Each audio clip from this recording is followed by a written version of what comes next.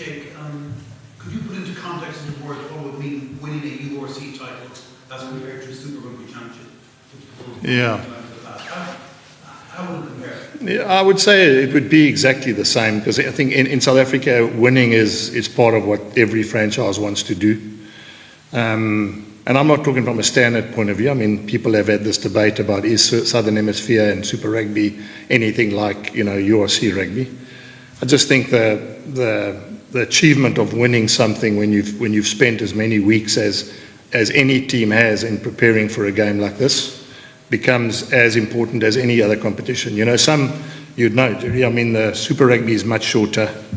This is a long, drawn-out comp with EPCR and everything thrown in between. So my answer is very simple. I think having coached in Super Rugby, and I wasn't lucky enough to win it, but we did play in the final when I was at the Brumbies, it's as big a thing for any player playing in any tournament to win silverware at the end. That's why.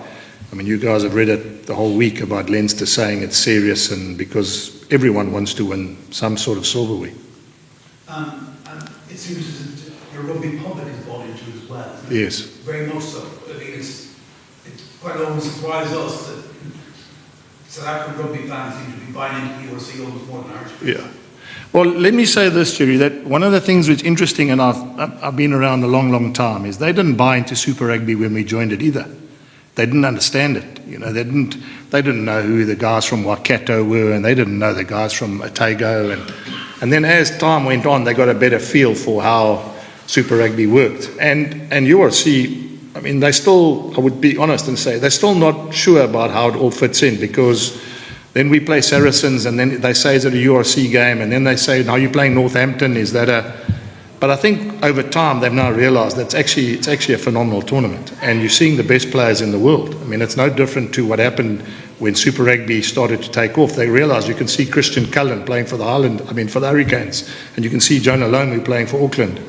And I mean, let's be fair, we're playing Ireland tomorrow. Just happen to have a different colour jersey on Saturday, but we're playing Ireland. And that's probably why South Africa have also tuned in, because they know these players as Irish internationals, and I've got some, messages back home. It's people are supporting the Bulls. People in Cape Town are supporting the Bulls. People in Durban are supporting the Bulls. And that's like, think about it. That's like Munster supporting Leinster tomorrow to play the Bulls. The one happened. Okay, but I mean that's just what happens when rugby fever is. I think so. You're right. You're 100% right. They bought into it. And it's no different to how it happened in Super Rugby. It's still not there, and I must stress, because we had cheaters playing in Amsterdam in the Challenge Cup. Guy lives in Bloemfontein, can't work out why his team doesn't play in Bloem, but they play in Amsterdam. But I think it's definitely going to happen over time, and we need to win this tournament because it's going to help our public take it even more seriously. As you said, make more please. As you said yourself, you've been around a long, long time.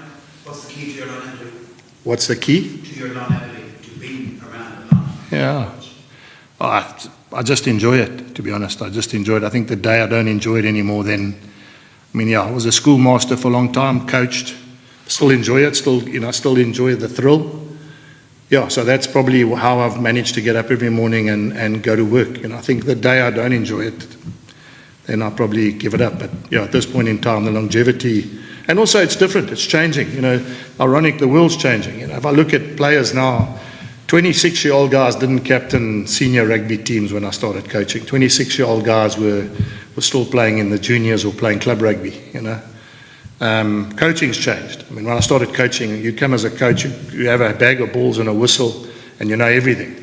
Everything. I mean, from goal kicking to throwing in the line out to tackling to now, you've got internet, you've got everything, you've got game strategies on telephones, and so maybe it's also that's why I'm lucky enough, as it's evolving, I'm lucky enough that it still stimulates me enough to want to be involved in rugby, As I said, imagine those days. I mean, now if I tell a player how to jump in the line out, all he does is Google, jumping locks, and he's got more information than I can give him. And if I say breakdown, he watches Richie McCaw, and he tells me it doesn't work like that. So Yeah, the longevity is I'm still enjoying it, and I still think that, as I said to you, it's still intriguing for me because I'm learning every day.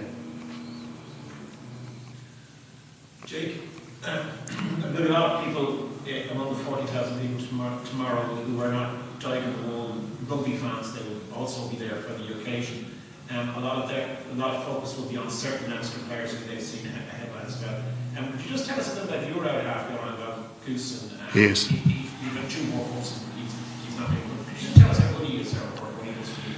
Well, he's that good that last week he hadn't played for a while and he made the team of the week by the media. You know, that just sums him up for me. I mean, the reality is he's probably the only player who, and he has been unlucky. I mean, he's been lucky, injured back. Then he had that time that he had to retire for a year. You all know about that. Remember when he was at Racing Metro and all that sort of thing. So, but yeah, I mean, he is, when he's on song, he can be as good as any other 10 in the world, you know. And for a guy who's played 13 tests, when he was a schoolboy prodigy, I think people thought he would play 100 test matches. You know, he could do everything. He was quick, he could kick it goal, he had everything. He can pass, he could, you know.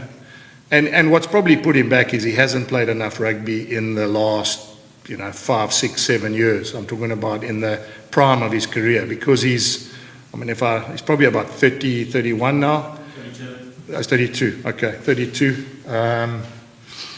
Yeah, he would say 30 with 2 years experience. But 32, and probably the peak of his career, which was like 24 to 28, was when he got injured, didn't play for that year, put him back a bit. But I can tell you, I've coached him and I've had him a long time, and I got him to Montpellier when I was at Montpellier, and he can play. And I think he was, in the year that he was at Racing, he played 13 when Dan Carter played 10, and he was the player of the tournament in the top 14.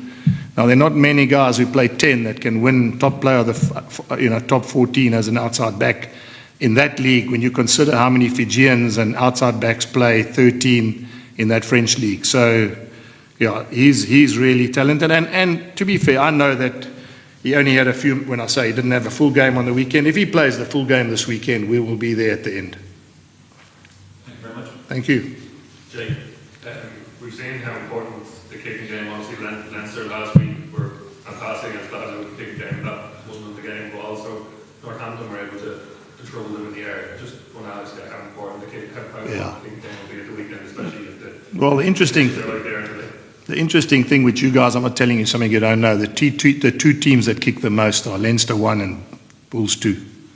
So it shows you, there's a reason why those two teams are 1 and 2.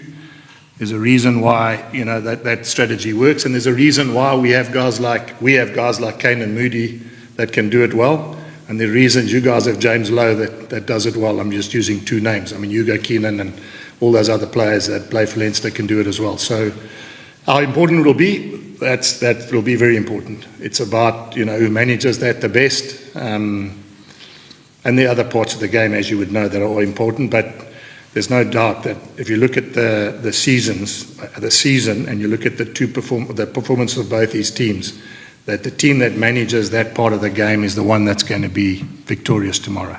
And how is the unpredictable weather, like it is in Ireland? Yeah, well, I just told you I was on my knees this week saying that I would like, when I got here, I couldn't believe the sun shone for 2 days in Ireland. I thought rain must be on its way, so hopefully Saturday it rains. Thank you. Any more questions? Can I ask one more, please, if you don't mind? Are you okay? Jake, Joe McCarthy raised a lot of eyebrows last Saturday after the game when he said that everybody hates Leinster. You mentioned the fact that everybody's rooting for the Bulls in South Africa would be unusual this Saturday. So are Leinster having a unifying effect in South Africa? Does everybody hate Leinster? No. Everyone's in awe of Leinster, Judy. They're in awe of them, to be fair. Just read that team. Read it, Porter. And go through the list. it just gets better as you're reading it down the list, And you've got no Hugo Keenan, who's played Test rugby, and you've got so there's I think what he says there, it's exactly what top players do say, is that they need to find a way to be better, and they need to find the why of why they want to win. And what he was right is, they don't like us, doesn't matter, as long as we understand what we need to do. And he's right, So we're the same, you know. We're not the most loved team in the world either, let's be fair. I mean, the Bulls haven't, you know, we wouldn't win too many popularity awards if you went around either, you know. But it doesn't matter. The reality is we've got a job to do, as Leinster got a job to do tomorrow, and it's got nothing about who likes who and who doesn't like who. Whoever plays well tomorrow and whoever takes their chances is going to win the game, and that's all we want.